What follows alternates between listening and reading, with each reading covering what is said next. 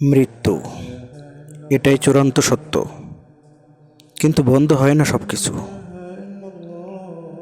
হযরত আবু হুরায়রা রাদিয়াল্লাহু আনহু হতে বর্ণিত, রাসূলুল্লাহ সাল্লাল্লাহু আলাইহি ওয়াসাল্লাম ইরশাদ করেছেন, বান্দা যখন মৃত্যুবরণ করে তখন তার সব আমল বন্ধ হয়ে যায়, তবে তিনটি আমলের সওয়াব চলতেই থাকে।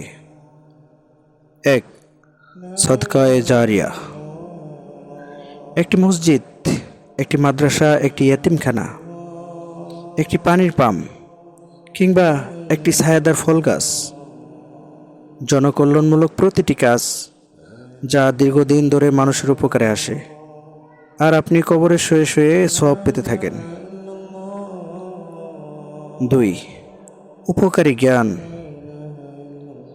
একজন আলেম, একজন শিক্ষক কিংবা একটি মূল্যবান বই, যে জ্ঞান মানুষকে সঠিক পথ দেখায়, তা কিয়ামত পর্যন্ত চলমান থাকবে। ৩. নেক সন্তান।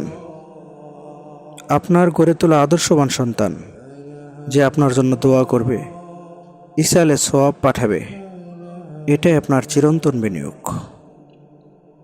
প্রিয় বন্ধু, আসুন এমন কিছু আমল করে যাই যার সওয়াব মৃত্যুর পরও আমাদের অনুসরণ করবে।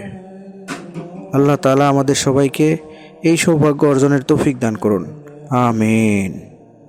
সম্মানিত ভিউয়ার্স, আমাদের চ্যানেলের তথ্যগুলো থেকে যদি বিন্দুমাত্র উপকৃত হন, তাহলে আমাদের পাশে থাকুন, ফলো করুন, সাবস্ক্রাইব করুন, লাইক কমেন্ট করুন, আমাদেরকে নতুন নতুন ভিডিও বানাতে উৎসাহিত করুন।